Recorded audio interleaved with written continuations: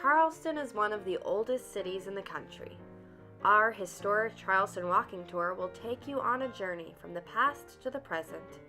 An overview of Charleston's history is explored, from the first Carolinian and the settling of Charlestown to the churches and spires that give the Holy City its nickname. This tour will open your eyes to the trials, tribulations, and jubilation of Charleston. Squares. Rectangles, ovals, and squares are linked together in the middle of the house with a magnificent staircase that rises 3 floors without touching the walls.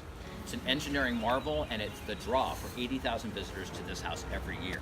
Join Free Tours by Foot as we cross cobblestone streets and cut through back alleys, all while discovering the hidden gems, beautiful mansions, elegant churches, and not to mention a few graveyards of Charleston's historic center.